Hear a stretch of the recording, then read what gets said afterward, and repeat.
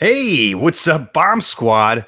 We got episode 42 of TNT for you. It's August 26th. It's a Sunday, and it's a Tuesday show on a Sunday. Joined here, of course, with Tones, co-host. Tones, how you doing? It's a Thursday show again. Not Thursday show. Why don't you ever correct me when I send you the script of the show? I don't like read. I just read like the bullet points. I don't read word for word every single. I always thought that the Thursday show was the interview and the Tuesday show was Talking Flicks because that's what we're doing today. We're talking flicks. We are talking flicks. Yeah. Yeah. So. All right. Well, my mistake. It's a Thursday show on a Sunday. So that means, of course, we have a classic 4-pack Talking Flicks hybrid, world famous segments, and a TNT punishment challenge for Tones at the end of the show. You're going to want to stick around for this entire fucking thing because it's going to be incredible. We also, because I have a delivery coming. It's just like really bad timing, but somewhere during the point of the show, there's going to be a knock on my door and I'm going to have to get up and get the delivery. Yeah. But we'll get to that whenever the guy knocks on the door. But first, before we get into anything, I myself have a TNT punishment challenge to do, and we have to pick that challenge right now. So, Tones, you have like little pieces of paper all ready to go in a hat? No, I don't. I didn't know I was supposed to do it. I don't even know all the challenges. All right. So there's all right. So I guess we're gonna have to spoil it for the Bomb Squad. Of what I guess they deserve to know. All right. So there's electric shock trivia. Okay. Then we have two bananas and a Sprite in 2 minutes. Okay. We have Pop Rocks and Coke. Okay. And we have an atomic pepper. Whoa. That one I don't want to do. I know you have a very good I don't know. You can handle heat from peppers. I can't. Like I've been to places before where I'll just be like, "Hey, can I get like the hot wings?" And it will ruin my night. Like I can't even have any more beer because like my face hurts so bad. Really? Yeah, I think I was telling you I had a habanero burger the other day that ruined my night basically. Yeah, it's just not fun. And like I don't even know what to do about it. Like once we'll get off air if that happens, like I'm just gonna be sitting here drinking milk. I don't want to do that. No, you don't want that. All right, so I don't have like a hat or anything, so I'm just gonna write a number on each of them, 1 through 4. Okay. And whichever number you pick, that's what you're gonna get. Okay. So let me hear it. Number 1 through 4. 3. You got the Pop Rocks. Oh shit. You got the Pop Rocks and Coke. All right. So for those at home who don't know what Pop Rocks and Coke is, I'm going to have to eat an entire bag of Pop Rocks while also drinking an entire 12-ounce can of Coke. With it, I guess we'll probably have to put a time limit on it to avoid any confusion. But I mean, either way, it's just to, make sure that there's suffering going on because it is a punishment, Yeah. So, all right. So that fucking sucks. I was really hoping that it was going to be fucking, I wanted to do the bananas and Sprite thing, but that one's going to be a nightmare because it's going to be a mess too. My mouth is going to be like green. I'm going to have to brush my teeth for the rest of the day. It's going to be foaming at the mouth. Yeah. All right. Okay. All right. So that's out of the way. Let's get into our classic 4-pack Talking Flicks hybrid. So hit it, Kane and the Talking Flicks guy. All right. So I had to watch Sicario and Tones had to watch Heavyweights. Classic. Do you want to go first? Yeah, I'll go first. So, I mean, like you were saying, this was a Disney movie that after they saw it at the end, we're like, what the fuck? And I can see why. This got dark real quick at the end, and they start having kidnappings and electrocuting people and stuff. But it was good. I mean, one thing I got to say about Ben Stiller, I feel like after he made this movie, like he had the idea for White Goodman for Dodgeball. Yeah. Like 100%. Same exact character. Like 100%. Yep. And not a lot of people know that, but like literally he in the movie, Tony Perkis is White Goodman. Yeah, he's White Goodman. You're freezing out. You're freezing out. You froze. I froze. I guess we both froze. I don't know. Tony Perkis, so yeah, he's White Goodman. To the T. It was but you said this was the Judd Apatow movie, right? Yeah. You can see it. There's a little bit of that humor in there. And I was honestly surprised watching it. Like this movie would definitely not get made today. No. Just how much they made fun of fat people. Like the amount of fat shaming going on in this movie. There was a lot of fat shaming. Like he literally just made them all stand up there. He weighed them in front of everybody. he announced it. Like, it never be allowed to happen today. I love when he tells, like when he turns the camera back on, he tells Josh Burbound to step on the scale. Get off the scale. Turn off the camera. Yeah, this movie is literally like the movie for my entire family. Like me, like our entire family, my cousins, even my uncles, everybody has seen Heavyweights, and like in Thanksgiving, we'll just be quoting like Heavyweights the entire time. Like, look at all that food. I better get down there. But it's good. It was good, right? No, it was good. It was a good, wholesome movie, even though it was a little bit, it wasn't up to Disney's standards exactly, but yeah, definitely. I mean, but it did teach a good lesson at the end. It doesn't matter whether you're fat or you're skinny, as long as you try. Yes, that wasn't really the lesson. I'm trying to. Yeah. The lessons are like, hey, as long as you're having fun, who gives a shit if you're fat. Yeah, no, exactly. And also the whole thing, how you're saying you can't like force yourself to, you have to do it for yourself. Someone can't force you to lose weight. You have to like make the right decisions by yourself. Like, so sending people to fat camp is not great. But yeah, I mean, like, what was up with Camp MVP too? Now, like, I haven't talked to somebody who's recently seen Heavyweights. I don't think everybody I've ever encountered has seen this movie, and we could just like quote it all day. But now that we could like dig into the plot, like how much dicks were over there at Camp MVP? Yeah, I mean, especially the counselors. I mean, the kids, kids are going to be kids. Like, if they're they're jocks, they're going to pick on the fat kids. But for the counselors to be like encouraging it, to bully the fat kids across the lake. Yeah. Like while they're in the water scrubbing off the graffiti that Camp MVP did, and like they'll just go by on their boat and just be like, "You stink, you stink, you stink." Sweet diss, dude. Yeah, yeah. It was they were just dicks. I mean, and even like in the softball game, they were beating them by like 60, and they kept going. Like the fourth inning, you beat them by 60. Like you have to keep this going.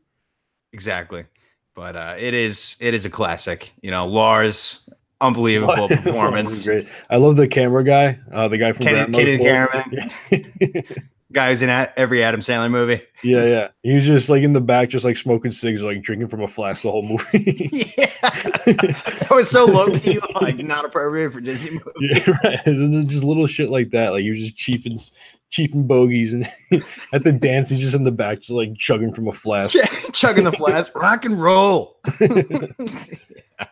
Yeah, it's one of my favorite movies of all time. I loved his Ben Stiller's dad in the movie. It was just him in like old makeup. Yeah, Pop.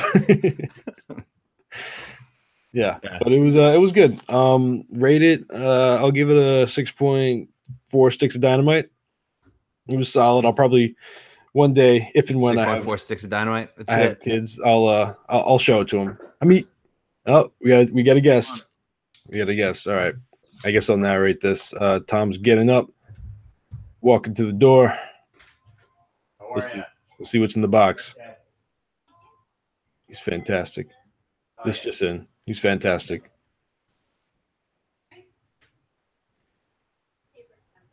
All right, so we're waiting to see what's in the box. You got a sign. It's terrible time. Exactly.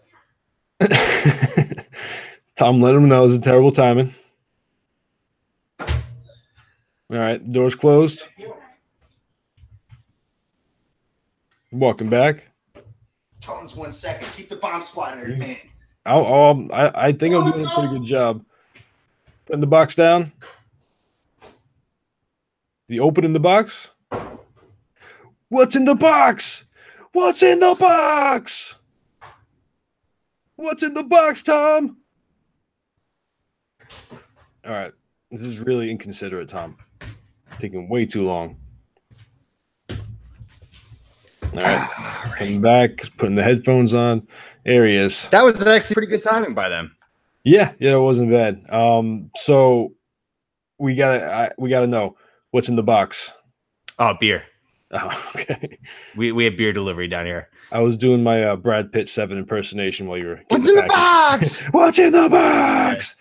It's because it's fucking bullshit down here. Once you get down below the Bible Belt, all the liquor stores and beer stores are closed on Sundays. So you have to pay for delivery. Kind of stinks. Shouldn't be drinking today, but fuck it, I am. Because so if the stores are closed, where are you getting them from? So there's only one place that's open, and it's like a 20-minute drive away, and they have a delivery service. So my lazy ass is just like, yeah, bring it over. That's fair. That's fair. So you gave it a what? 6.4? Sticks Dynamite? 6.4, yeah. I'm sure if I watch it, again, the whole nostalgia thing plays into it. If I had watched it when I was younger, I'd probably give it a higher score. But being that I'm a full-grown adult watching a children's movie, that's about as high as I'm going to go. Yeah. How about Goldberg, the goalie, Josh Burnham? Yeah. Was he bigger in this movie than he was in Mighty Ducks? I think he probably beefed up for the role. Because it's kind of hard to tell. Mighty Ducks, he was wearing all the pads and everything. But he's probably exactly the same. That movie. So Mighty Ducks came out in like 1990. I don't know, 94, because I know Heavyweights is 95. Okay, I'll say he looked a little bit older. Let me see. I think this was between Mighty Ducks 1 and D2. He was huge in D3. I know that. Let me see. Mighty Ducks 92. Okay, and Heavyweights was 95. All right. Yeah, 95. So yeah, he was 3 years older. So yeah, he was definitely older. Definitely more time to put on some weight. He was the man, though. Yeah, he was a cool guy, Cap. First, I went to the Sizzler, got that all-you-could-eat meal. I closed the place. All right, so I had to watch Sicario. Tones. This is such a different movie than Heavyweights. Like I was laughing at myself, like watching this movie while knowing that you were watching Heavyweights just before. The juxtaposition. It's just complete different fucking spectrum. It was fucking good. It was really good. Once again. So I like it was incredible. Just basically for those who haven't seen it, it's just like a look at the United States pretty much going under the radar and illegally taking care of the cartel in Mexico. You know, it's kind of, I was watching it last night again, and this comparison popped in my head. It's basically Training Day, but like with like the DEA, like CIA, like the government, like way up, but it's basically Training Day. Similar, I'll let you talk about it a little bit more, but well, I guess so. Like the ending of it is basically the whole point of what they're doing is they're trying to monopolize Medellin as the main heroin and cocaine suppliers instead of Mexican cartels. So that way it's easier to maintain. Yeah. So that's why they were saying when Medellin, when like the Colombians were in charge of it, it was one supplier. It was a monopoly, like you were saying. It was the 80s. Yeah, it was the 80s basically. But once all the Mexican cartels got in, like then they started fighting over stuff. And once the Mexicans are fighting, they're right next to America. It spills over into America, and they're violent as fuck. Oh my god, yeah, they'll kill you and then they'll like chop your head off and chop your dick off and hang you upside down from a bridge. Like, yeah, it's exactly like you're not exaggerating this. That's exactly what they did. Yeah, and it's and like I don't know, it's. I don't know if this, I mean, I assume that this actually does happen out there in the real world with the cartel. Oh yeah. I mean, we're pretty far away. And they made a point at the end too. Like, it's either we do this or we can like try our hardest to get 30% of Americans to stop snorting heroin. Yeah. And it's probably easier to try to like illegally go into Mexico and like be Team America and try to just do illegal shit and kill mob bosses. Yeah. Because heroin addicts are heroin addicts. They don't give a rat's ass. They're going to do whatever they can to get their fucking fix. Right. But it was, Josh Brolin killed it. Loved him. Benicio del Toro, though. Let me tell you something. Yeah. What a performance. What a performance. A tour de force. Tour de force. So this guy, spoiler alerts, if you want to see this movie, you haven't seen it, then I suggest you fast forward. But he is pretty much teaming up with the Americans, even though he's Mexican, because the drug lord that they're chasing after in the cartel in Mexico killed his wife by beheading her and then killed his daughter by an acid bath. Yeah, just threw her into a big barrel of acid. Yeah, fucked up. And then at the end scene, he fucking ends up infiltrating the mob boss's house that was heavily secured. He's just like a badass John Wick kind of assassin, gets through no problem, sits down at the dinner table that the mob boss is at, he's eating dinner with his wife and his two boys. And he just fucking kills the entire family. Yeah. And then sits there and stares across the table at the mob boss and says, fucking eat up, boy. And then he kills him. Yeah. No, it was incredible. Yeah. I mean, Emily Blunt was really good in it too. I thought she was good at acting, but man, was she annoying. Yeah, no, I mean, because the whole time she was like, we shouldn't be doing this. Like, this isn't right. Like, this isn't procedure. It's like, listen, this isn't how it works over here. There's no procedure with these cartel guys. Yeah. There's none. Like, if you want to go by the book, then nothing will get fixed. You need to fucking get that. She had like 10 opportunities to grasp this concept. Yeah, and you thought like maybe at one point she got it, and then like they kept bringing more, like letting her more and more into the know, and she was just like more against it. Yeah, like when they found the tunnel and they did that infiltration scene, that was really intense. I was like edge of my seat. Yeah, and then when she finds Benicio del Toro finding the cop who's working as a dirty guy, like supplying or transferring heroin or whatever the drug was to the main bad guy, she comes out and punches Josh Brolin in the face over it. It's just like, what's your problem? yeah. Like it's that guy is responsible for a million fucking like brutal deaths. Yeah, no, he was saying like before they went in there, he was like, or maybe even after, I forgot exactly what, but it's like taking out a guy like that, like he kills so many people, it's like finding a vaccine for some kind of disease, like the amount of lives you would save. Just and he said that early. Out. He said that very early. Okay, yeah, so it was earlier on. Yeah. And she's like, okay, I get it. And then like because her whole plot is like, they were just like, we only need you to be here as an excuse for us to do what we do because you're a U.S. FBI agent, and if you sign off on like this, it means that what we did is legal. And she was like, no, I'm not going to sign it. But like, she should have grasped like this. No, we have to play them at their own game with our U.S. fucking muscles and just fucking go in and just destroy. That's it. And that's what we did. And she still had a problem with it. I was sitting here. I was just like, you bitch. You're so stupid. You don't get it. You belong in fucking like, Fargo. No, it's kind of interesting though to think about, like, because technically what they are doing is wrong, but they're doing it for the right reasons. So it's kind of like that whole, age-old debate is like the end justify the means. Exactly. It reminds me of 24 with Jack Bauer and his torturing methods. Yeah.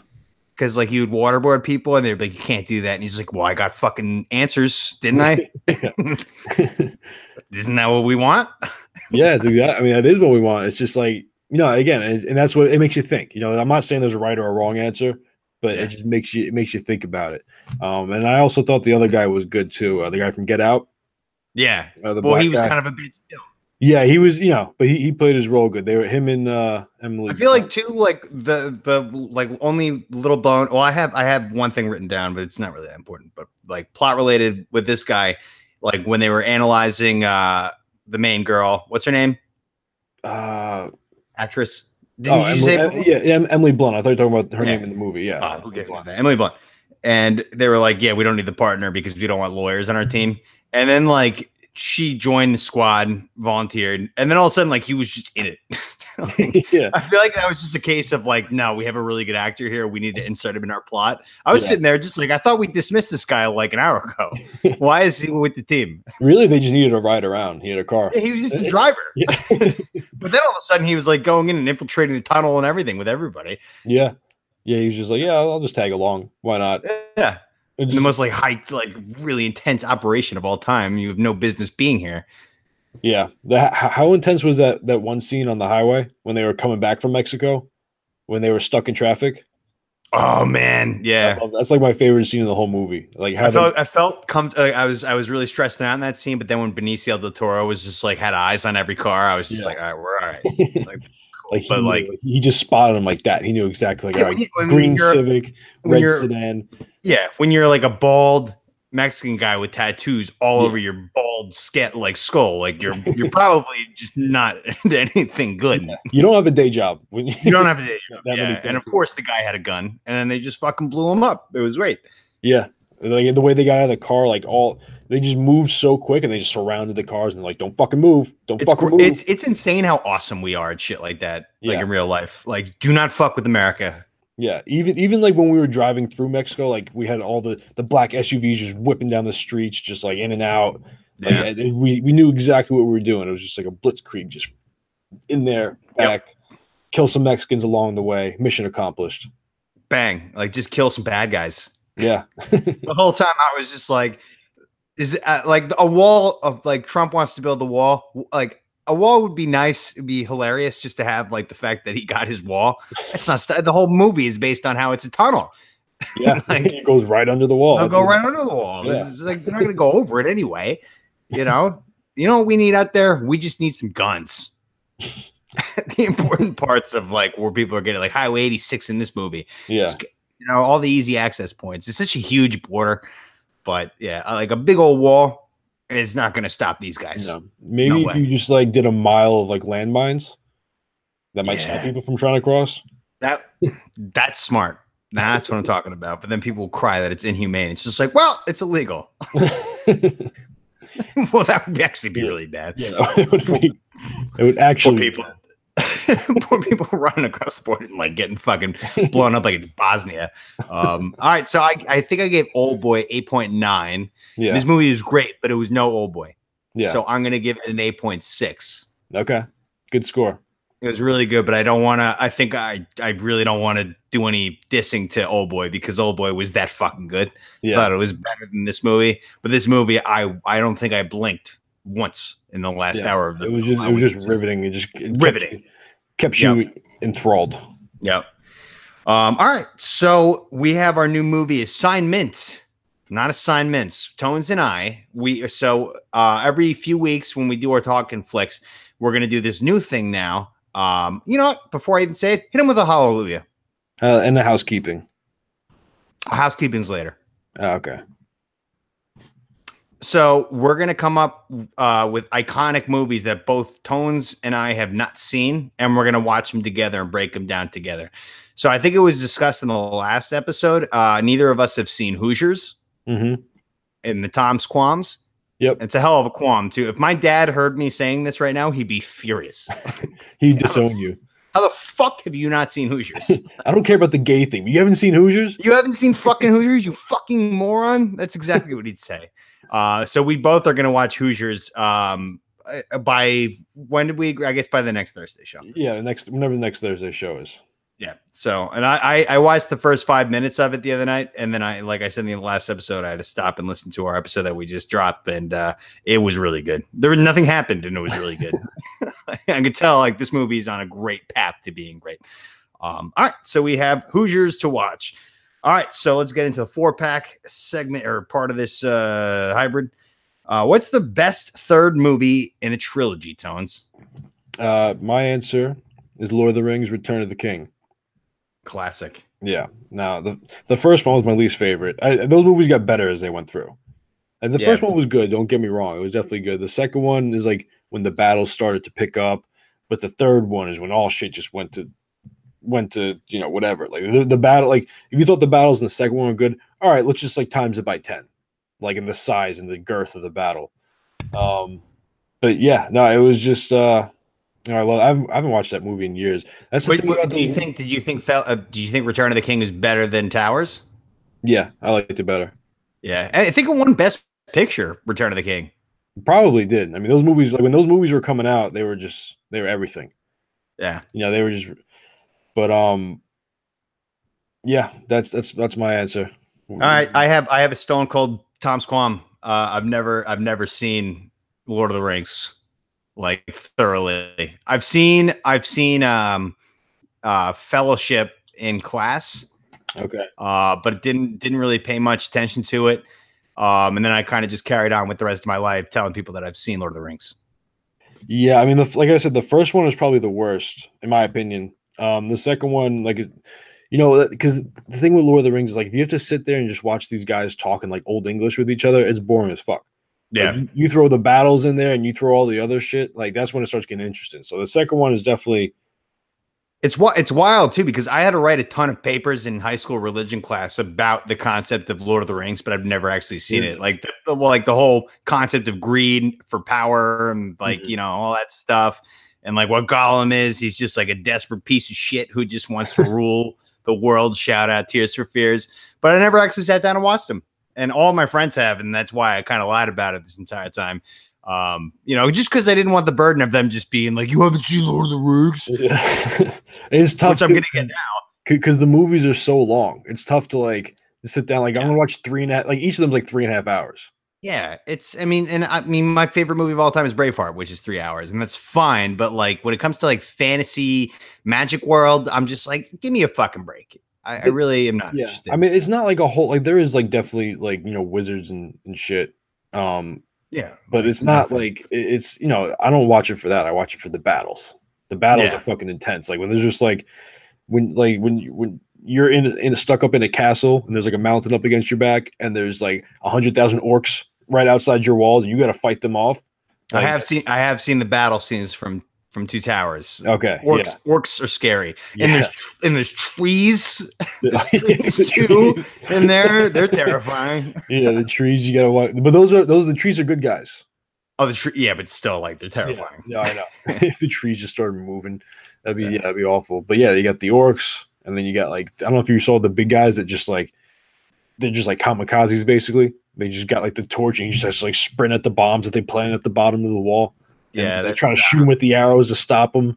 Yeah, it's how powerful? Who's more powerful? You think Gandalf or who's the main wizard at Hogwarts? Oh, at Hogwarts. Oh, Dumbledore.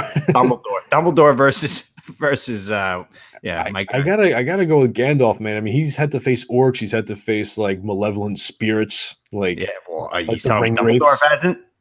Yeah, that's true. But like he's softened because he's a teacher. He's in the. He's also gay. Yes, that's true. But Gandalf, like he's out there, dude. He's out there living it. You know, he's fighting like giant flaming rock creatures. Like remember that one in the first one where he's like, "You shall I haven't seen him. I thought you watched the first one. You said you watched. Well, I guess I mean I have, but like only in bits and pieces for class. It's like the famous scene like, when because we can't sit down and watch because like I don't know how long high school classes were. They're only like 35, 45 minutes. So we would watch whatever we could for 45 minutes.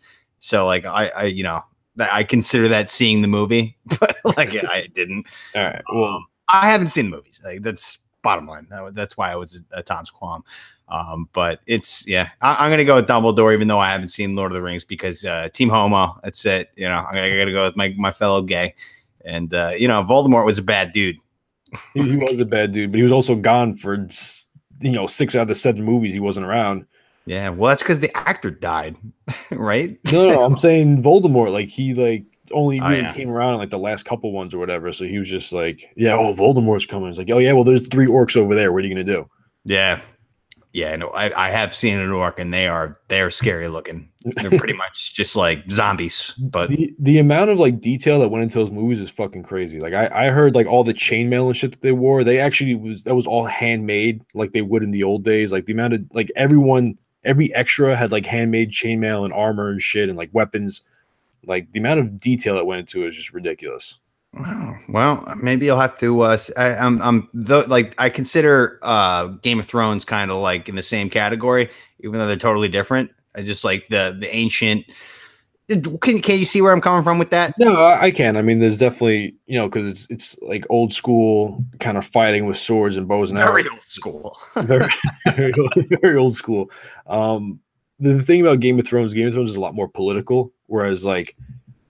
Lord of the Rings is like we have to save the world now. Like there's no time for politics. Like there's like 100,000 orcs like right outside. Like we got to fight them now. Like there's no negotiating. If he put treaties, if Elijah Wood put that ring on, what happens?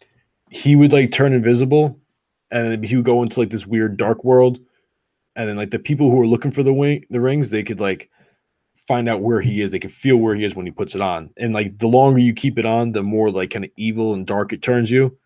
Okay. Yeah. Greed and power. Yeah. That's I never really thought of it like that, but yeah. That's the only thing I know about that movie is like that theme because of religion class in my high school. Yeah. Always that the ring represents greed and power. It's it. Like the more you get, the bigger of a dick you become. And everybody's fighting for that ring. Yeah. Everybody wants to rule the world. Shout out to Spears again. All right. So I have Indiana Jones Last Crusade. I was gonna put Thunderdome, but I just for the sake of the show because I talk Mad Max too much. I think I actually do believe that Last Crusade is a better movie than Mad Max Thunderdome. But yeah, Last Crusade, you got yourself Sean Connery. Nazis are back. You got to find the Holy Grail. They find it. I mean, what a way to wrap up. Like you got the Ark. I forget what we're looking for in Temple of Doom. I've seen all the movies so many times, but they all kind of blend together for me for some reason. I mean, I had the box set. I always used to skip over Temple of Doom because I found it so fucking ridiculous. Like more of like a comedy action movie.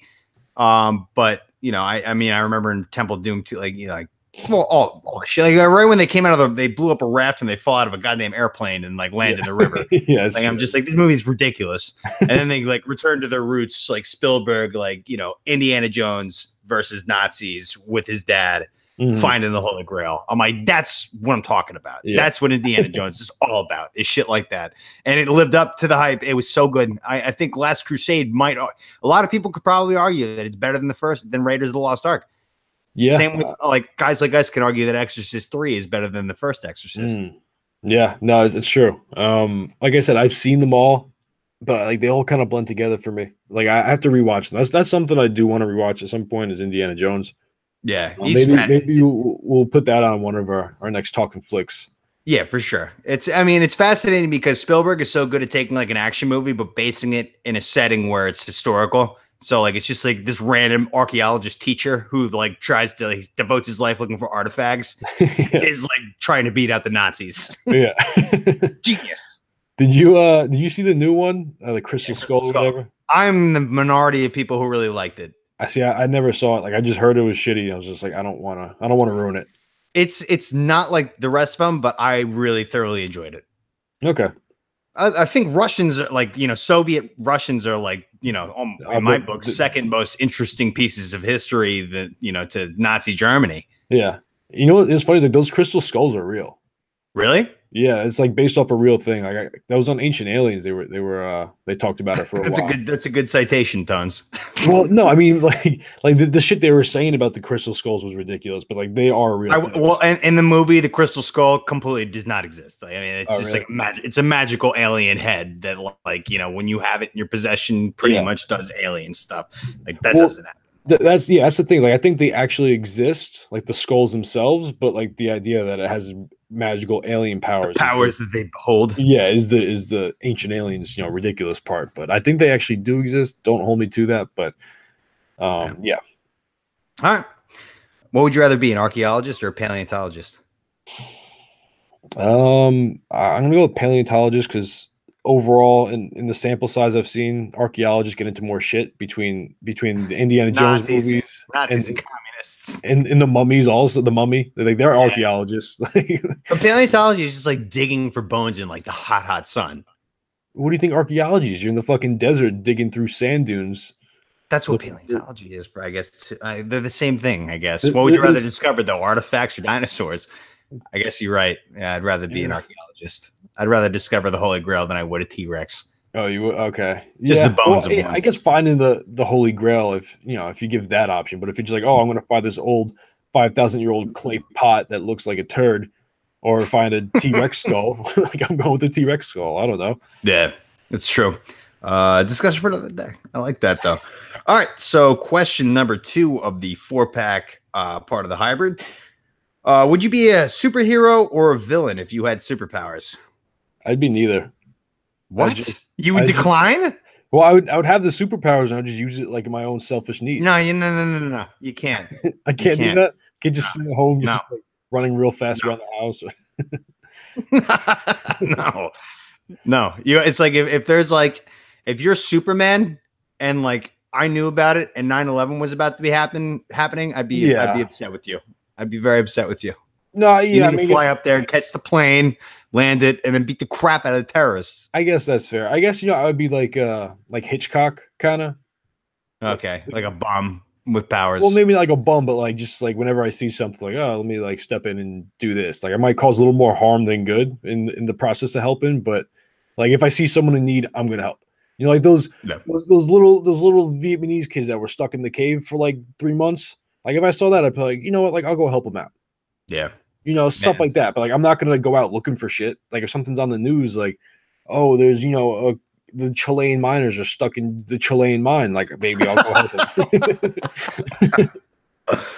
Yeah. Like that's. But I'm not gonna like run around in a cape and tights and be like, oh, who needs help? That's a good question. Like Superman, like it pretty much only defends America and like local problems for the most part. Like, like if there's Chilean miners stuck in the Chilean mines, like does he have like a sixth sense, or like does he have to see it on the news and then just be like, I have to go? And how long does it take him to get there? Is it like a flight, like a Delta flight to Chile? Well, he's faster than a speeding bullet, so I'm guessing he goes faster Oh, than a he'll plane. get there in no time then. So Yeah, he'll there's get no there in an excuse. hour. No excuse then. No excuse. I don't want that he- burden. it's like the only thing he has to really worry about is going too fast and reversing the spin of the earth again, setting back time. You ever see that old Superman movie? No, that happened. Ooh. That's I think Lois Lane dies, and then the way he just spins around the earth like opposite of the way it's turning so fast that it starts turning the other way and time just turns back.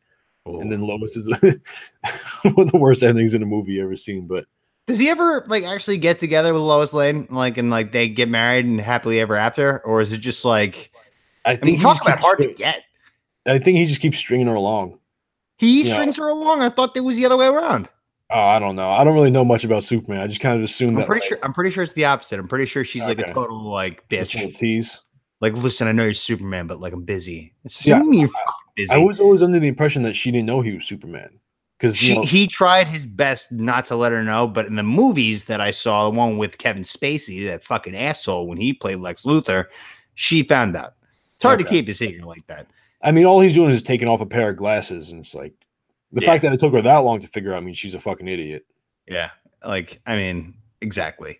But so I would be a villain because if I have I would be like a very low key villain. Like I wouldn't be like I'm going to take over the world. I mean, first of all, most villains in these movies, they're moguls to begin with, like Lex Luthor. Like he's just like, you know, he's doing his shit from a yacht. Yeah. Like, you know, he's like scheming to whatever.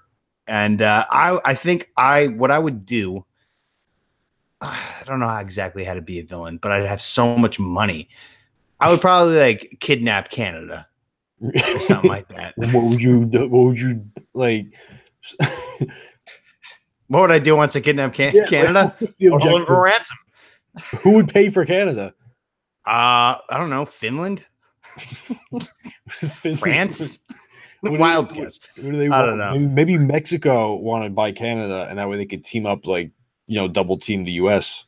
No, I wouldn't let that happen. If I'm the villain in this case, so I would kidnap the president's daughter and make a movie about it, like First Kid, the Disney movie with Sinbad. I don't know. I would make a terrible villain. I think I would just have these superpowers and be a bad guy and just not do anything. Yeah, I'd probably launder money or something. That's big time. You don't need superpowers to launder money.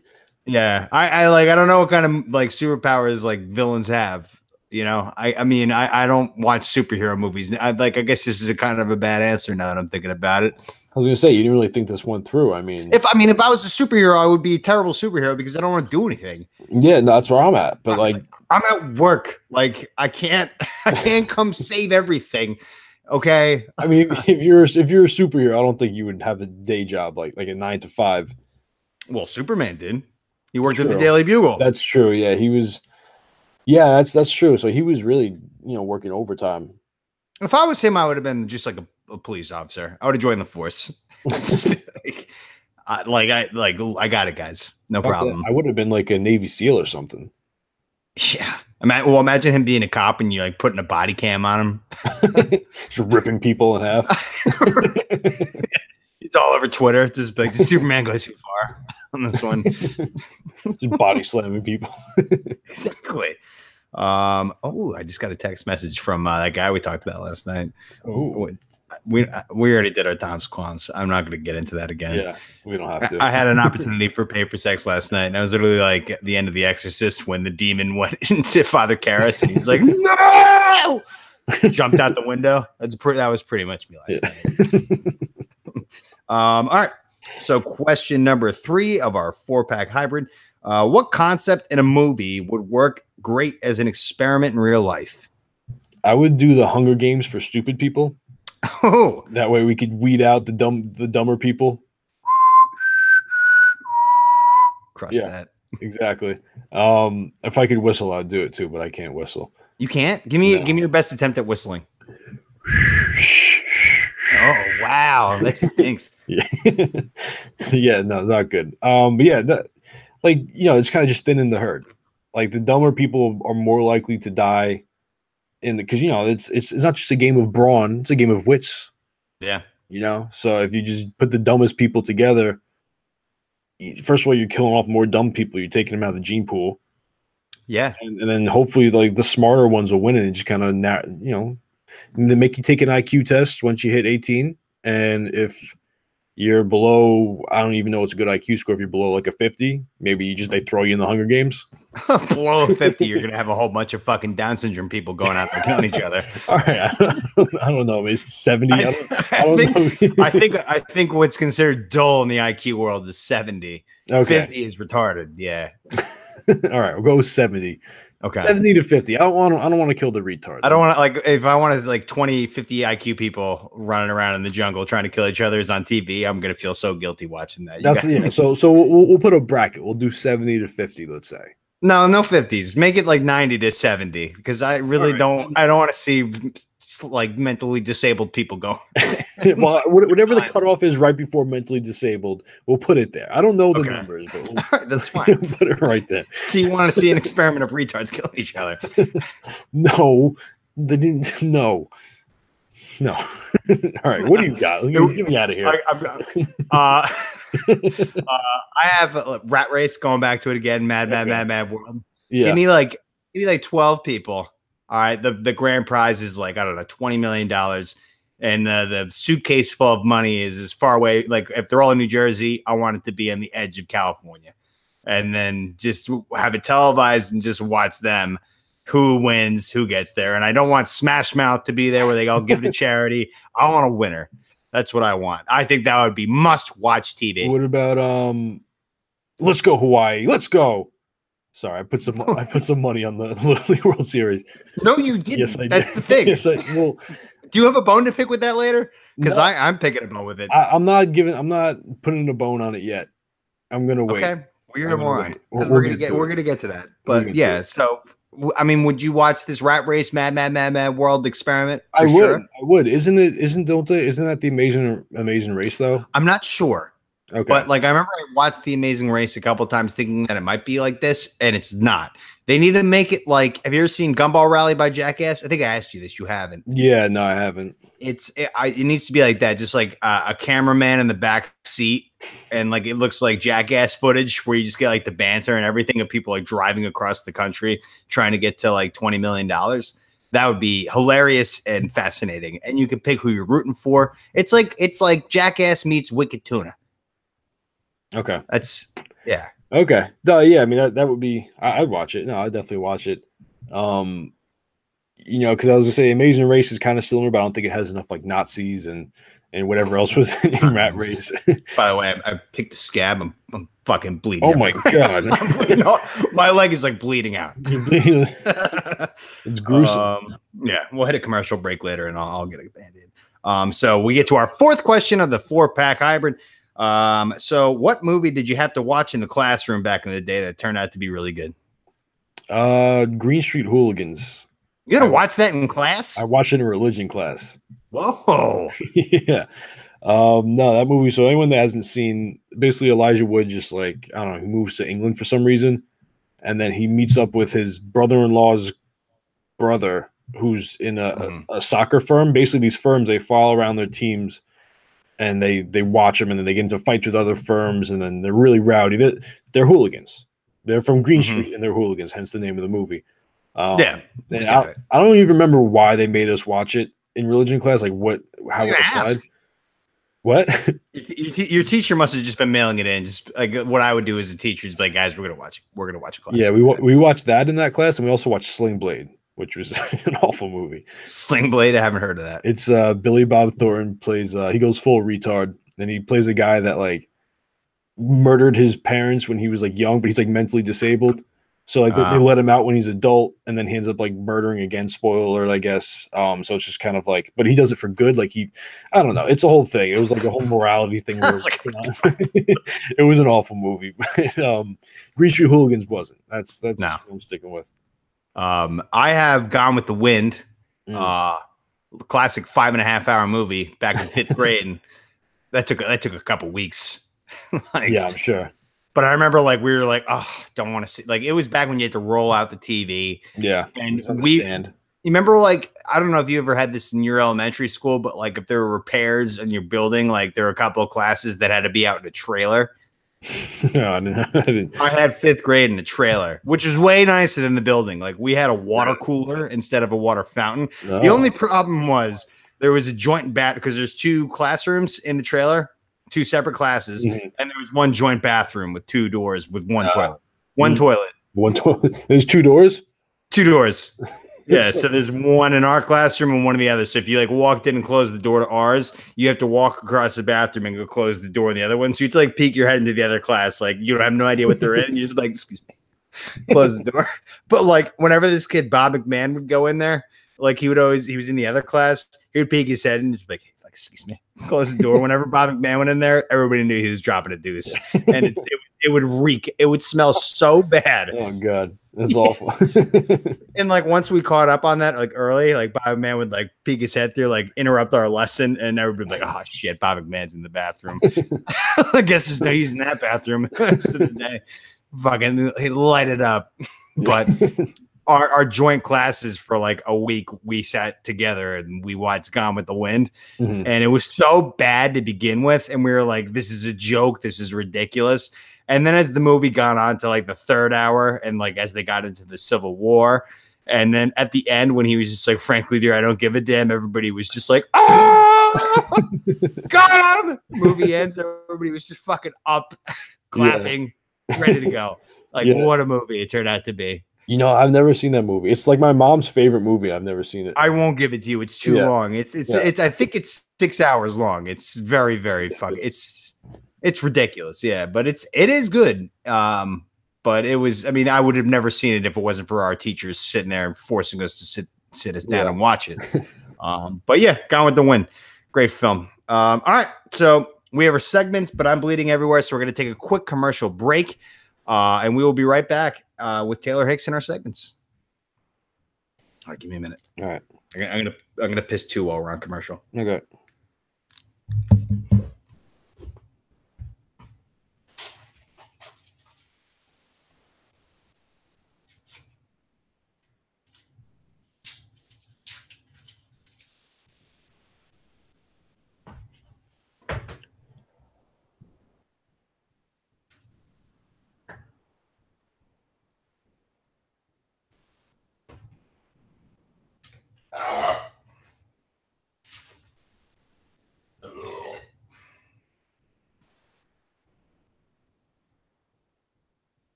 Ooh.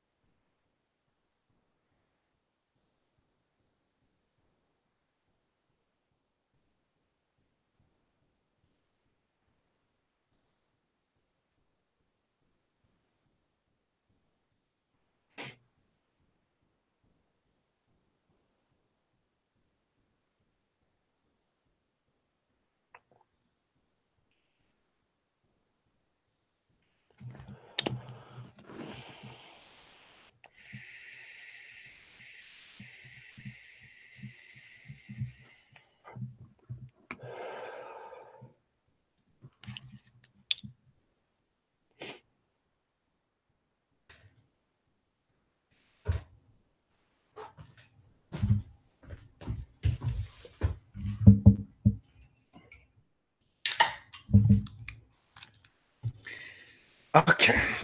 You know, we're 7 games back of the Red Sox right now with 6 games left against them. Yeah, they're struggling against Tampa, right? Yeah. Big time. They lost. I was doing the math last night. They lost 2 other, or they won 2 out of their last 7. It's about time. They haven't lost Yeah. all year. It's like I knew this was due. It's just we have to be like on our game when this happens. So I think it'll be pretty close in September. Yeah. No, we're starting to heat up now.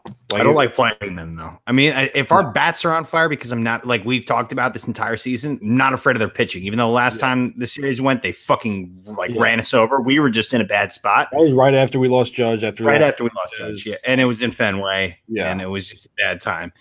I assume next time is in Yankee Stadium. Yeah, because that's the game that I have at 1 o'clock on a Tuesday. Yeah, so I think we'll be all right. I think like now, I guess we'll keep talking about it real quick, but I think we need to bring up Justice Sheffield like now just to see what he's got. I don't know what Cashman's problem is with this.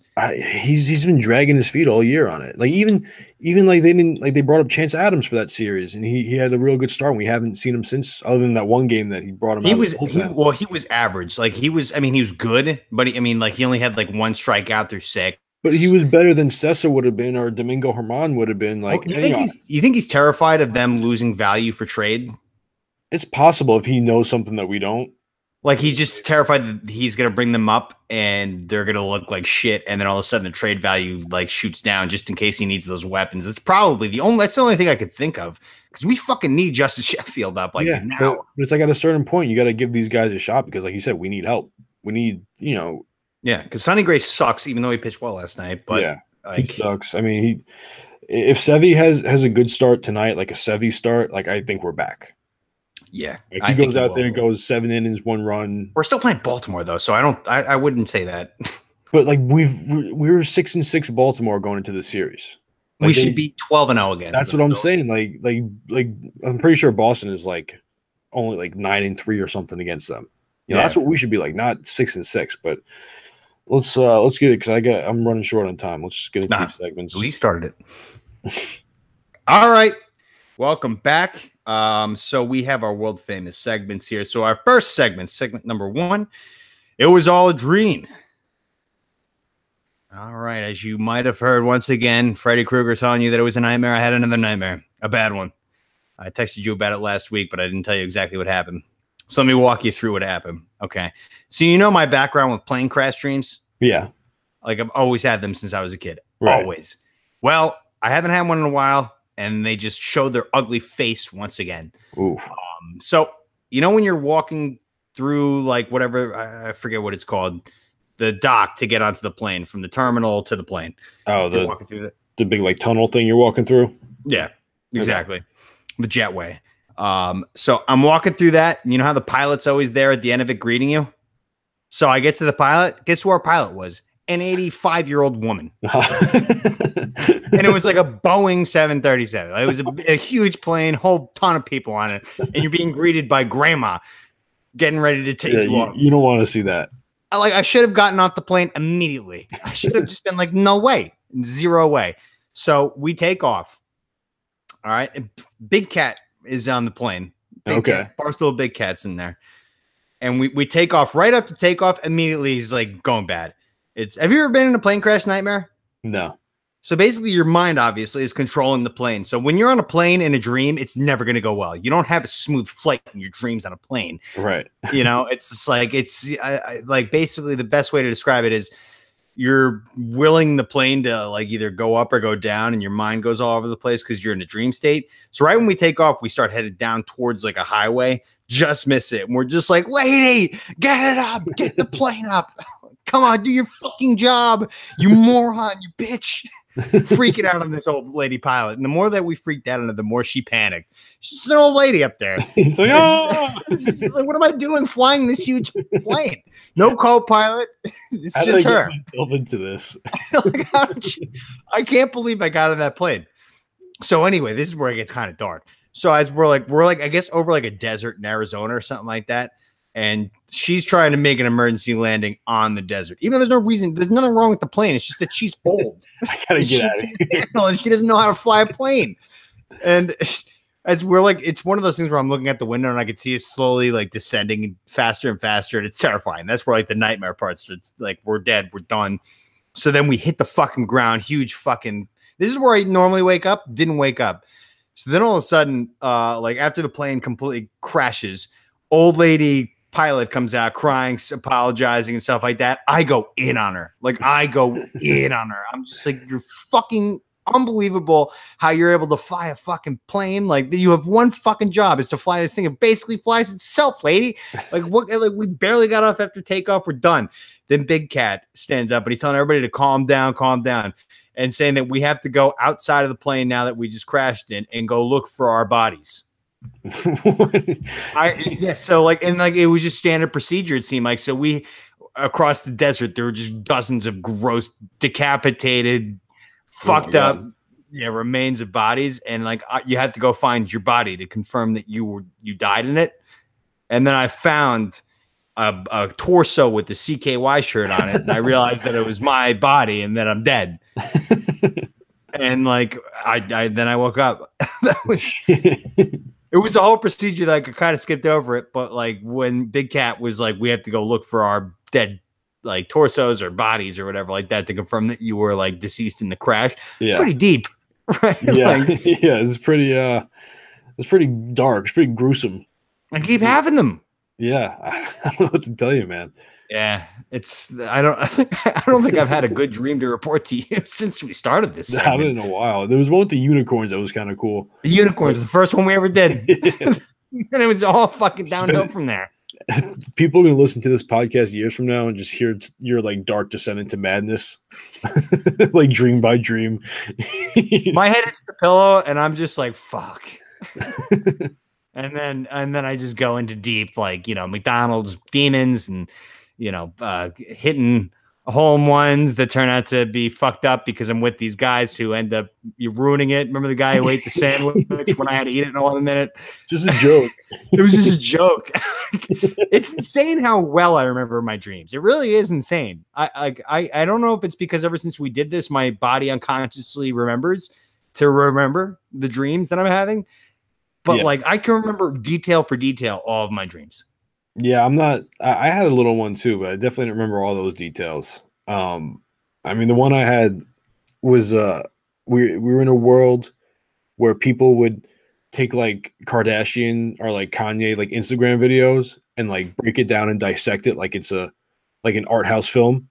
That's called what's going on in the real world today. Yeah, but no, it was like super. They'd be like, oh, like they used this lighting in the back because of this, and like this song is in there because they're gonna name their next baby this, and like people just had like diagrams, like arrows pointing to everything, just breaking down the Kanye West Kim Kardashian relationship, trying to get their next move. It's like Bruce Jenner wore this bikini because shit like that. Yeah, that was bizarre. That's all I remember. Cut his dick off because of the '84 Olympics, not the '86 Olympics.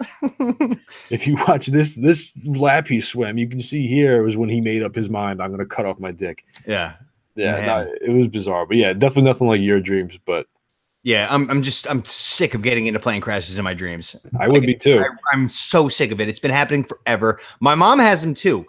I don't know. Really? I've never looked into it, like if this is a genetic thing, because my mom has them all the time, and like we'll talk about them. Yeah, I'm just like, Mom, I'm terrified of going to sleep because I'm afraid if I do, I'm going to get on a plane and die. And she's just like, I get that. Instead of just being like, you're a lunatic. Yeah, happens to me every night. Yeah. And that's why we've also talked to the podcast. I cannot sleep on planes ever, and I have to do this Scotland trip next May. God knows how long that flight is. I ain't sleeping on it. That's probably about like 6 hours, I think. The thing is too, like I think because of the time difference, they go overnight. Yeah, we're leaving at like midnight in order to like go play golf. Once we get there, what would be like 8 a.m. in Scotland. I don't know what the time difference is, but like I'm just gonna be up. I'm gonna get on the plane like after a night of drinking and just like hit the golf course, just be like, oh God. All right. So segment number 2, Tones Bones. So you got a bone? Yeah. I was telling you about this at work. So last Friday, the trash compactor broke. Oof. And this no, not that it was broke. I guess it was broke. I don't know, because sometimes it fills up and you got to wait for them to empty it. Yeah, which I get. There's only so much trash you could stuff in there. Yeah, but the trash compactor, once you press the button, it should be able to fucking go all the way and back anyway. Well, no, that's the thing is like it was like full to the point where it couldn't push it back anymore. Like it was just fully compact. Yeah, about once every week and a half, 2 weeks, you have to empty it. But so it was packed all the way, so we couldn't use it. Either that or it was broke. I'm not sure exactly, but that was last Friday. So usually it only takes a day or two, so you just kind of put the trash in a corner where no one doesn't really bother anybody. But this didn't get fixed until this past Friday. So a full week with nowhere to put the trash. I mean, they would bring a dumpster in every once in a while, and they bring it up to like the loading dock, like where the trucks pull up. So like you start throwing it in, but it's a long ass dumpster. You're not reaching it all the way to the end, so it just piles up all in front, and then that's it. That dumpster is full. You can't like basically whatever trash was there from the day before when the thing broke, that fills up the dumpster right away, and then you got to wait like 2 more days for them to bring another dumpster. The trash keeps piling up there, and it's just a never-ending cycle of trash everywhere. Plus, it's a food company. I mean, the smell. I mean, yeah. I mean, luckily it's back like in receiving, not near the food and everything. So it's like it just that's what, exactly. As a guy who worked in receiving for years, like I know all about that. Like production would dump all their shit in there, and it would just be like the smell of empty boxes of fucking like frozen fish, and the heat in the baking sun. Yeah. And once you open the garage to see the dumpster, there's flies that get all over you. Yeah, I try to leave the fish garbage in like the cold receiving. So it's not like super hot, like in the summer heat, just like, but it's still not great. And because like our garbage like drips because there's always like ice and shit in there at some point, or like fish slime, or whatever. So it just drips. So like wherever you leave it, it's just gonna be a giant puddle. Yeah, it's just gonna get gross, and it's just nothing works in my company. Nothing works. Yeah, well, you're working a company that's all about like low prices. It's you're in the Walmart of fucking food service is what you're at. They don't give a rat's ass about you, the trash compactor, the fucking cart with the wheel that's broken. They don't give a shit about any of that. They care about offering a lower price than everybody else out there. We actually fixed the cart. Look at that. RG4. We fixed one of them. The other one's still like fucked up, but like the one that was really bad, we fixed. We got new wheels. I hate that place. It's going to put me out of business. It really is. Unless I get your account, I'm not going to be able to sell anything against you because you offer it at about 200% less than what I'm selling it at. The same exact products. It's ridiculous what we do for that fucking place. Hey, don't hate me because you ain't me. All right. I thought you were going to go a different direction with this bone. I have Bet DSI down because you made a MyBookie bet last night on Little League Baseball, and you texted me the guy, I got money on this game. I was like, you're a moron. I told you right to your face, you're a moron for doing that because MyBookie and Bet DSI, I wish you told me, say, like, I'm thinking about putting a bet through MyBookie on this Little League Baseball. Because right when you said I have money on this game, I was like, how the fuck did you bet Little League Baseball? Is either you have a real life bookie, which is the only way to go with that, or you use something like this. You will never get your money back, ever. You say that, but like, how are they still allowed to be open if no one has ever gotten their money? Because you can, but you have to go through so much shit. Like, you see the text that I sent you last night about me trying to get my Syracuse money still from Bet DSI? Yeah. I had to take a picture of the front and back of my debit card that I used to put money in the account and the front and back of my license. And I've seen all over Reddit about how MyBookie steals, like all of a sudden I had a TV bought on my account like the other day, 2 days after I submitted my information to MyBookie. Like, that's a coincidence. They're not from in this country. It's fucking bullshit. But Barstool, I love them to death. I will die for Barstool. But like, they're advertising these fucking websites that just will steal your money. It's unbelievable. Yeah, I mean, I'm holding out hope that maybe they just wanted to fuck you over and I could get my money out at some point. But until that happens, I'm not going to officially file a bone. Yeah, that's fine. Did you win your bet at least? I won the one yesterday. I got money on Hawaii. See, I got the bonus money. Like they said, like, oh, like, you know, put in whatever and we'll give you 100% of what you put in. So I got $100 of the bonus money on Hawaii to win today against South Korea. So we'll see how that goes. I mean, I had Syracuse going. I bet them the 3 games that they won, which because they were the 16 seed in the tournament in their side of the bracket. Yeah. They won the 3 games that I bet, and I had so much money in there. And like every time I went in there, just like, no, you got to do this. You have to get MoneyGram. I created a MoneyGram account. I called them yesterday after you told me about your MyBookie thing. I was like, what do I have to do to get this fucking money that I won from you out of my account? And he was like, you have to take pictures of your ID, both sides, and debit card, both sides. Email it. That probably won't work. But then once they kick it back to you, do it again. And then it will work. I'm like, you guys are fucking ridiculous. I won so much money off of you. I could totally need it right now. You want me to like submit my identity to you. Yeah. Yeah, they put you through all these hoops to get the money. It's like, you're real quick to take my money. What if I put you through those hoops? Yeah, they're just like, well, then start your own fucking business. I realized a long time ago that I'm in their grasp. Like I made a mistake because you were just like, I thought like gambling legally in the United States is a federally thing. I was like, no, it's only New Jersey and Delaware. That's it. That's bullshit. They made such a big deal about it on the news like a couple months ago. It's like, oh, it's Because legal. you're local to it. That's why. I mean, like it's a huge deal because it will eventually become federally if it makes enough money for the economy. But yeah, you could like if you're in New Jersey, you can open up DraftKings and you can sports bet. That's it. But once you're outside of the region, you can't. And like then people fall into these traps with BetDSI and fucking MyBookie, and they just get robbed. Absolutely robbed. Why do these people? Why are they making it so difficult for you to just have a good time? Like I'm not bothering anybody. You know, I just want to put $100 on the Little League World Series. Is that too much to ask for? You know, I'll go against most common sense advice here. Bet the ponies. You can do that. That's where I can make. If I win, I put it right in my account. It's in there in 2 days. Yeah. What do you use? Use TVG? TVG. But then I gotta like buy the channel and shit too, right?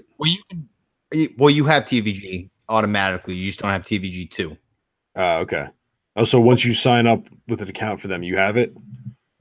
No. I think your cable subscription should already have TVG. Okay.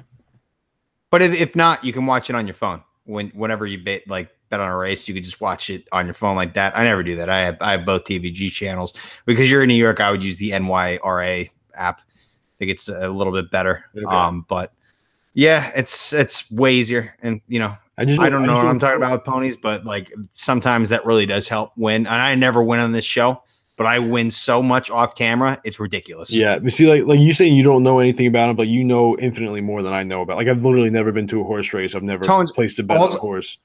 All I do is such beginner shit. Like I'll sit there and wait for the horses to come out and not look at anything, and I'll just be like, that 8 horse is a monster. And then I'll look at the odds, and he's 34-1. I'll just be like, all right, those odds are fucked, but he is a monster, and it's a short race, and there's only 6 horses. I'm gonna bet $10 in him to show. That's it. And then if he comes in 3rd place at 34-1, I'll get back like, you know, $80.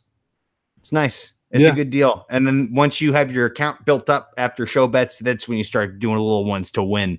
Because if you hit yourself a little, you know, 15-1 to win for $10, like $150 coming your way. Nice little deal. Yeah. All right.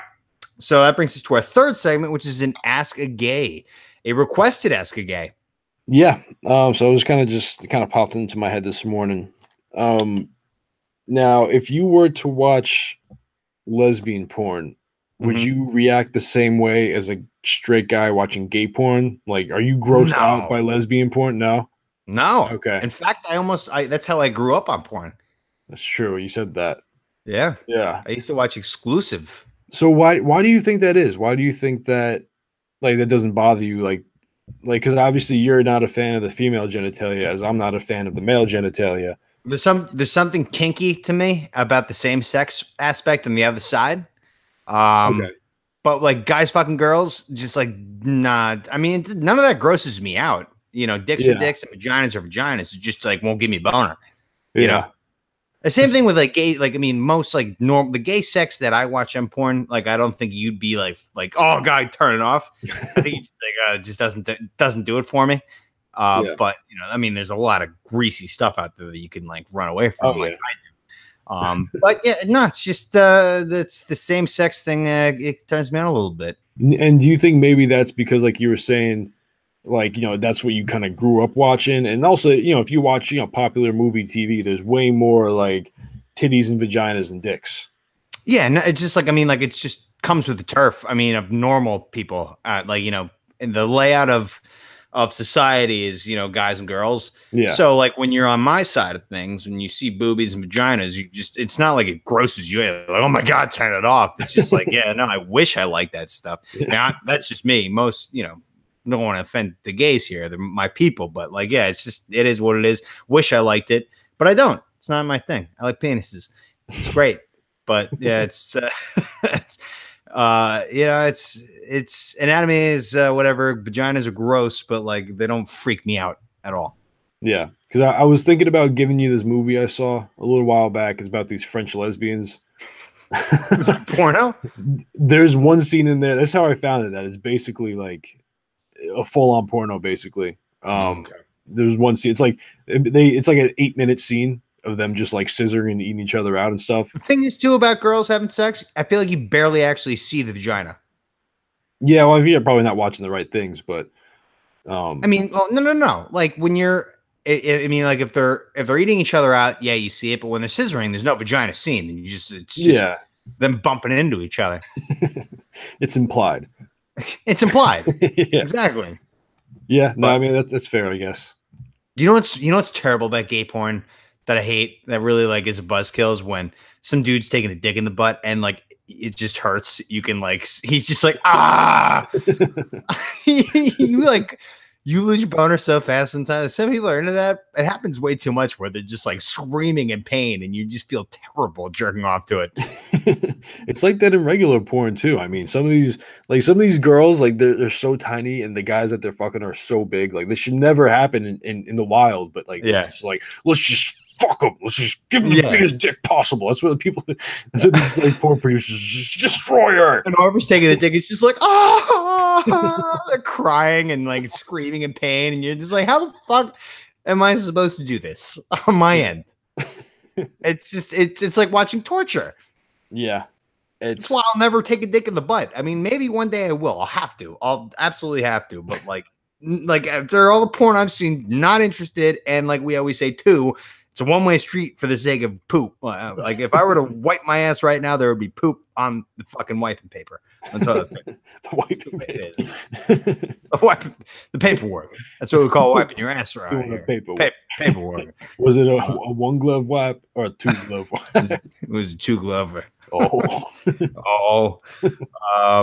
Yeah, but you know, lesbian porn. I'm not freaked out by vaginas. You know, when they bleed everywhere. Yes. Like anybody should be. Yeah. To quote Mr. Garrison from the South Park movie, anything that bleeds for 5 days and doesn't die, I just can't trust. But is that all you got? Is that your question? Yeah, that was my question. Okay. All right. So that moves us straight into our 4th segment, which is a What's Good. All right. So I had to listen to Renegade by Jay-Z and Eminem. So a little callback. So this is the song that freaked Nas out. No, it's not what set him off, but he said, Eminem murdered you on your own shit. So so he only referring to this song, yeah. And then he was 1000% correct. Like when Jay-Z was rapping in the song, wasn't interested. When Eminem came in, I was just like, oh. Yeah. You know why too? Because like Eminem actually has a pretty good singing voice. Yeah, when he does like it's not so much like his natural tone of rapping is just actually sounds really good. His cadence, like the cadences he takes, like it works with the song. He's really good at that. Like he twists and he manipulates words the way he wants them to sound. Yeah, like if you listen to some of the words he says, like that's not how you would say it in normal conversation, but like he squeezes it in there to make it work in that rhyme scheme. Yeah, and his tone on top of freeze. Did I freeze? Am I frozen? He froze. There you go. He's back. Right. Yep. Okay. He's back. I was going to say his tone on top of what you were just saying with the way that he kind of squeezes words. And even if syllables don't work. Yeah. Like he is just a badass and he sounds great, and he does sing a little bit in his newer stuff when he got into the pop stuff. Yeah. But this is way before then. Nas was 1000% correct. Like that's what I got out of this. Yeah. And plus Jay-Z, this is just a cry for attention in the rap community song, in my opinion. Like, I was 9 years old. I was selling drugs on the street. Didn't have a dad. Mom made me go sell drugs, this and that. I became an adult basically when I was 12. It's like, yeah, we get that. Write a book. I don't want to hear it in a rap. Like most of the guys who are out there have been through the same shit. You're not like holier than now because of that. That's basically what rap is. Like, especially like not so much now anymore, but like back, in this time, it was just like who had the shittier life as a child. Yeah. Like, I did. Like my mom was a crackhead. Baddest guy. Yeah. Yeah. And like meanwhile, Eminem is raping him on I guess raping him.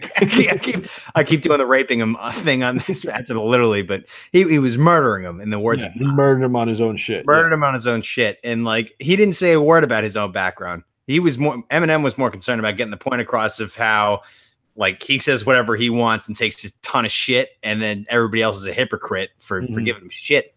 Look at that. That was a little rhyme. There you go. There you go. Everybody's a hypocrite for giving him shit. It's rubbing off on you. Yeah, look at that. I really liked the song. I didn't think Jay-Z was that great. I thought Eminem was awesome in it. Yeah. And I am so team Nas in rap right now. Like, I am so team Nas. I'll have to give you some more. I'll give you some more Nas next time around. He is a fucking guy you do not want to mess with because this is so weak.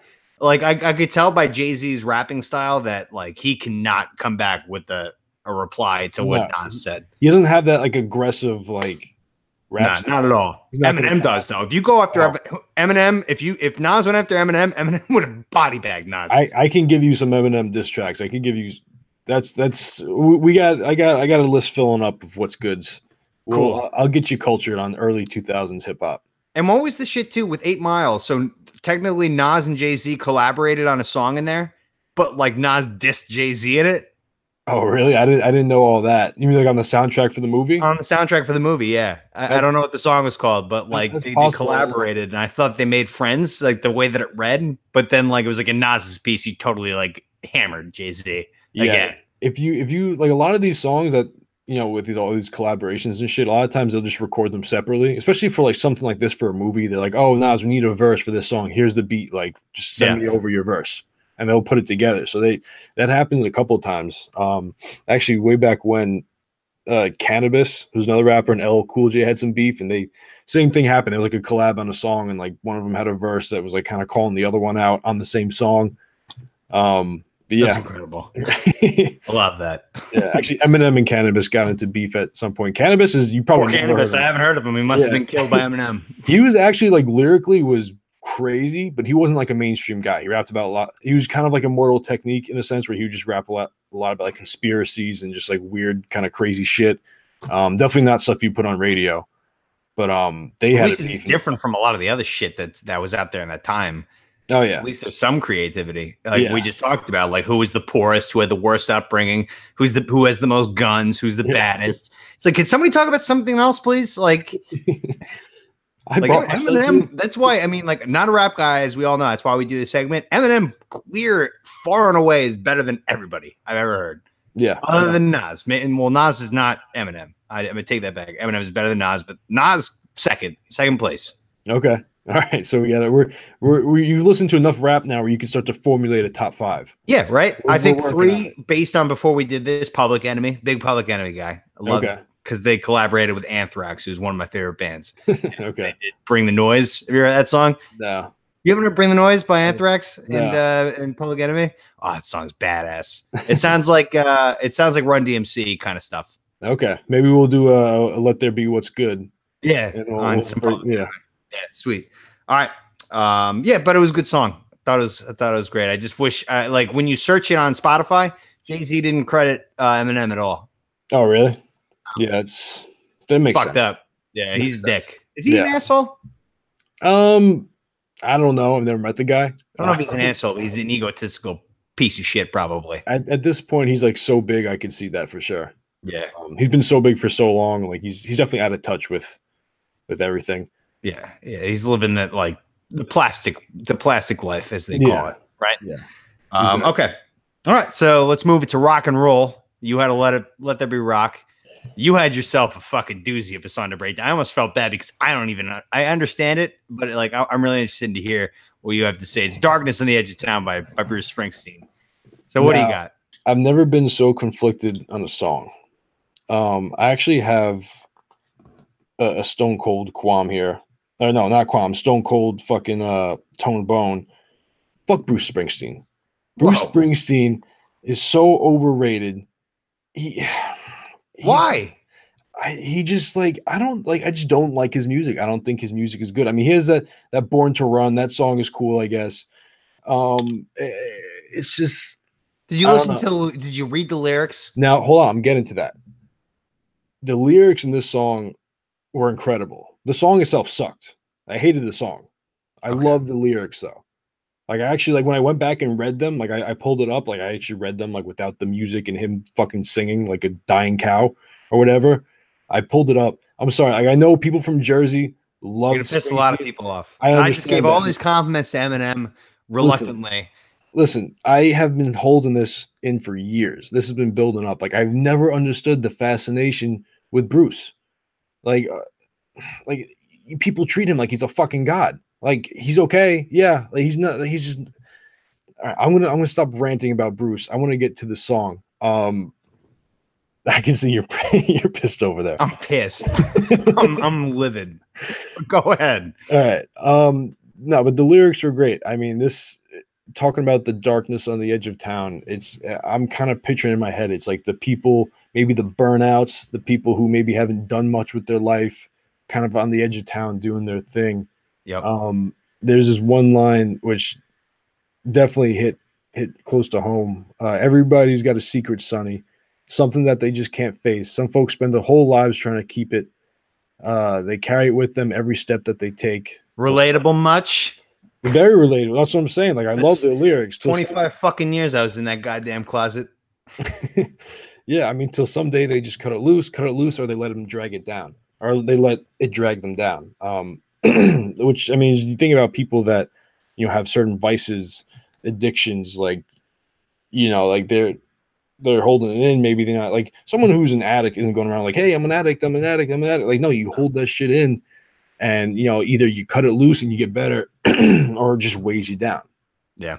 So that was interesting. And then they say, where no one asks any questions or looks too long in your face in the darkness of the edge of town, because when you're in the darkness of the edge of town, everybody has secrets, everybody has vices, everybody has addictions, and frankly, they don't care about yours because they got their own fucking problems. Yeah. I will say the thing about this song and the thing about Springsteen is that all of his songs have a million, they're always interpreted differently. That's why he's so good at songwriting. You might hate his voice, like you just said. Yeah. That's fine. Excuse me. This song is about, because it's like he writes songs through perspectives of people that he's not. Mm-hmm. And he has a theme of a guy who loves to street race. So this whole song is actually about how he doesn't want to work the 9-to-5 job and live in a suburban town, even though he's got a wife and he's doing that. And his passion is racing cars in the darkness of edge of town. And that's where he will be doing that, even though his wife completely hates that shit and doesn't see why he loves doing it. Yeah. And he's not going to sit there and waste his life being unhappy with shit he doesn't like to do. Whereas in his previous songs and on Born to Run, it's a little bit more, I don't know, upbringing. This one is just like a rebellion. Just like, I am not going to sit here and just do the duties that I'm supposed to do as a suburban husband. I'm going to go fucking do what I love, and that's race cars in the dark town. And if you want to find me, you know where I'll fucking be. I'm going to be over there in the darkness in the edge of town, racing fucking cars, doing my shit. Yeah. No, look, I mean, like I said, I love the lyrics to this. And to be honest, he's probably the best songwriter of all time. And like his biggest bone, I mean, I hate him for his politics. I think he's annoying for that shit. But like his voice, totally up in the air as well. But his songwriting, undeniably incredible Hall of Fame shit. And to be fair, I've never like sat there and broken down one of his songs like this. So I don't know, maybe that's why I gave it to you. Okay. So yeah, maybe if I listened to other songs, I would understand it more. But it's more of just like all you Jersey people just like sucking his dick nonstop. Like, well, imagine the Beatles being from Asbury Park, New Jersey, where I'm born and raised. Like, it's insane. Yeah, but the Beatles are the Beatles. Like, Bruce Springsteen is only big. Bruce Springsteen's right there, man. No, get the fuck out of here. If you go to fucking Montana and you ask them about Bruce Springsteen, they're not going to be going crazy over Bruce Springsteen. Yes, they will. 100%. No. And anybody listening to this podcast would agree with me and not you, because you're stupid. Listen, I'm telling you, when I grew up, before I went to college and I met people from Jersey, you don't even know how to ride a bike. Nobody my age knew who the fuck Bruce Springsteen was. Okay, like maybe some older people were like my parents and their friends, whatever. That's fine.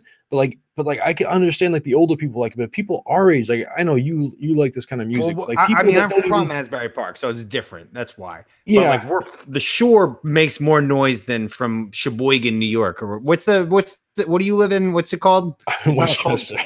What is it? Westchester. Well, no. It's instead of a cul-de-sac, it's called a what? Oh, like, I'm in the Hamlet, not the Hamlet. The Hamlet, yeah, Hamlet. Oh, you guys from the Hamlet who don't know about Bruce Springsteen, we could give two shits. We live on the beach in central New Jersey, and we live near Convention Hall, and Bruce Springsteen is the Pope. It's great. But I mean, like, he's not my favorite of all time. I mean, like, my mom, my dad, my brothers, he's God to them. But I mean, I'm Team Metallica 1000%. No, I get that. Then maybe it's Springsteen. It's just like I feel like you guys have to have something better than Bruce to just like hit your sad lonely Who's a wagon famous to. musical artist from fucking the Hamlet? Nobody, but there's like 100 people who live in the Hamlet. You. Well, guess what? I win. All right. Springsteen's good. No, you had like and all kidding aside, even though like you may hate him, but now that you looked into his lyrics and you loved his lyrics, most of his songs are like really deep. I think you'd like them, just even if you didn't listen to him, just to read them. He's very, very detailed with drawing up a scene and making a song out of it. And plus, the piano in that song is fucking excellent. Excellent. Piano, yeah. No, I mean it's all right. I don't know. I just don't understand this obsession. Like he's not. I'll tell you. It's the best way I can break it down, because the way that we do things in the Jersey Shore, whenever you go out and you decide where you're going, it has to be a band. It has to be a bar band. That's it. That's where the spot is on the boardwalk or something like that. Where are we going? We're going to this place because what's his name is playing. Same way with Bon Jovi. That's how he made his name. Southside Johnny, Bruce Springsteen, E Street Band. You go out, you go see live music, you dance, you have some drinks. Springsteen mastered bar music, mastered it on the shore. Yeah, I get that. I don't know. It's fine. I mean, I hate rap. It's fine. Yeah. You know what? I take everything back I said about Eminem. I think he stinks. So suck my balls. I'm kidding. I think he's really good. All right. Listen, So that if he was doing slam poetry, I'd go listen to Bruce Springsteen. we're about to punish your fucking ass big time right now. So go fuck yourself. But before we get into your punishment, we have a little teaser for our new segment that's coming up. Okay. So hit the music.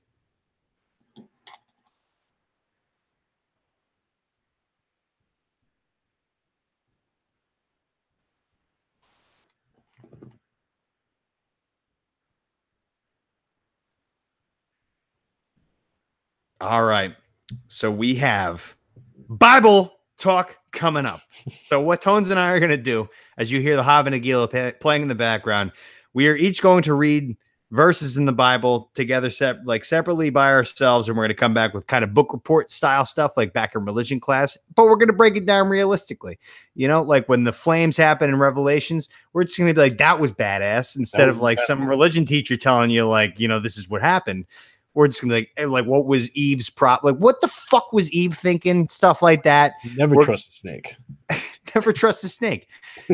God told you not to eat that apple. You ate it. What the fuck? What are you thinking? But we are going to read. We'll figure it out. But we'll probably do like a few, like I don't know, 20 pages before each episode, something like that. Yeah. And we'll come back. We'll break down the big parts. And we'll come back with what we learned. And we'll see how it goes. I think it'll be hilarious because I don't think there's ever been a comedy show that kind of just sits there and reads the Bible and just be like, well, what the fuck is this? Sort of. He really just criticizes, because there's a lot to criticize the Old Testament. It's all just fiction, but there's a lot of people who base their entire fucking lives on it, and it's ridiculous. But, you know, and then once we get into the New Testament, we'll like get a little serious. Crisis here. The Old Testament is metal as fuck, so it'll be a lot of Metallica talk. Old Testament is literally going to be like Metallica stuff. New Testament, once we get to it way down the road, it's just going to be like, okay, like, well, I'm waiting for Revelations, man. I can't wait to get to that. We'll get some flames in the background for Revelations. But like once Christ shows up, Stone Cold Steve Austin music, whenever he shows up, like whenever he does a miracle, by God, by God. Well, we're gonna have some fun with it. I really like with this mindset. Cannot wait to read the Bible. Really. You think you'd say that? No, did not, because it was so drilled into my brain how fucking boring it was. And now I'm sitting here listening to Ride the Lightning all the time. I'm just like, you know what? The Bible actually sounds really badass. I don't want to listen to that. Moses in the desert for 40 fucking years. Like, hey, why don't you stop and ask for directions? Wrong turn much. All right. So it's time for you to be punished. So hit the music for the TNT punishment challenge. I gotta go grab a beer. All right, let's speed this up though. I got everything ready. Actually, I gotta take a piss. I'm gonna take a piss. Yeah, I'm just gonna grab a beer. All right.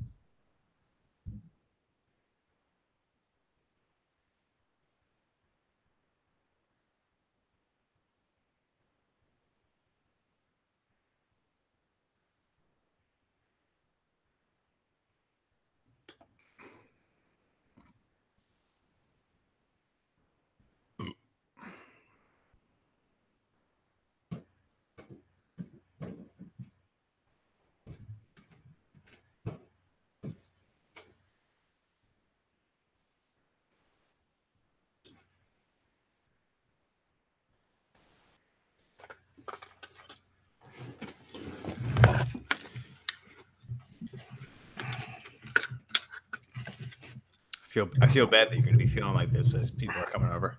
I know we're getting wings again. I don't know why this always happens where I have to do this right before I get a bunch of wings. Oh, well, it's your fault. I have a timer open. Do you want to have one open for yourself too, or do you want me to just keep you posted on what the timer is? I mean, I have my timer running anyway. I'll just kind of keep a rough estimate on it. Okay. You know, I got it for writing my shit down. Get your bananas like completely out of the peel so that we can just devour them, because 2 minutes. I couldn't find a can, so I got a bottle. But I think that's actually how you're supposed to do it. So all good. Okay. Got my bucket. Oh, this banana's bruised. That helps. Hey, look at. Ew. Ew. Make sure you should get the bananas completely out of the peels, because you're gonna have to like literally like destroy them. Fuck. I don't have anywhere to like put this down. Yeah, get the bag.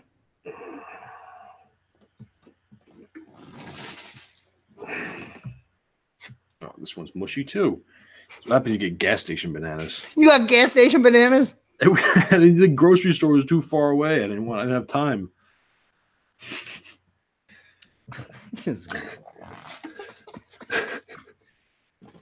We're gonna do "Everybody Hurts" by REM too.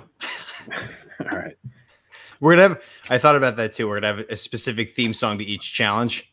So like the Star Wars one is Electric Shock Trivia. Bananas is Everybody Hurts. Anya for another one, and then we'll figure out a fourth one for the hot pepper. Okay.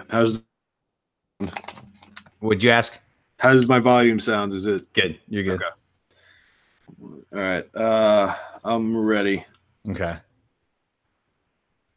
All right. So we are ready to go with the 2 bananas and a Sprite challenge for Tones here. So Tones is going to have to stuff his face with 2 bananas and then drink an entire 12-ounce Sprite in all the span of 2 minutes without throwing up. Last time it was a disaster because he took his time just kind of chewing on bananas and shooting the shit, having a Sprite.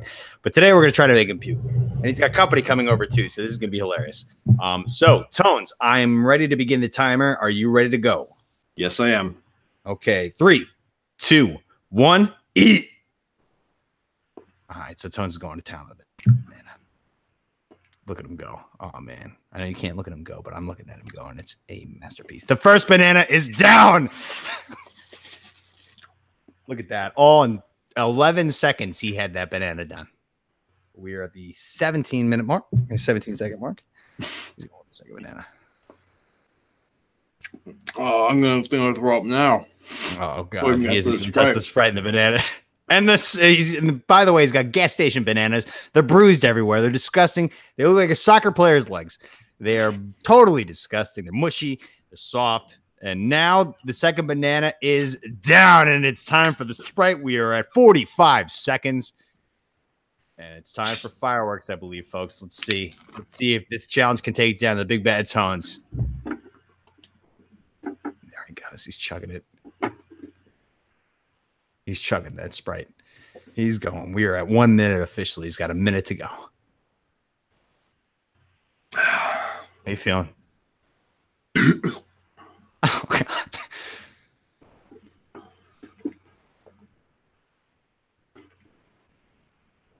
He is downing the Sprite. He is downing it. We're at 1 minute and 20 seconds. He looks all right. He looks all right. Oh my God. Look at that. Look at that Sprite go. Think of those bruised bananas. Think of the gas station bananas that you just found. They're disgusting. You just ate a couple of bruised legs. A couple Mexicans just like, yeah, it's a couple bananas. All right, the Sprite is done. 1 minute and 50 seconds left. How you feeling?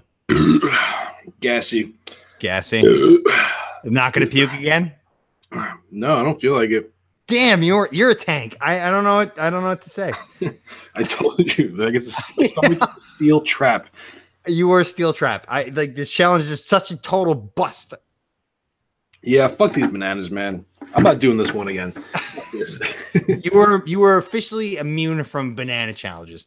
I mean, I got to do Pop Rocks and Coke next week, which is going to totally suck. But all right, that's the show.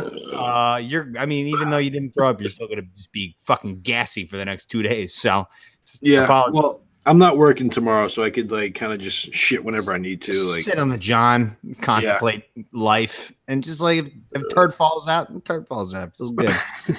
All right. So that's the show. We will be back tomorrow. I guess we'll talk to you then. Tones, good luck with the rest of your night with those hot wings. Thank you. All right. We'll talk to you tomorrow, Bomb Squad.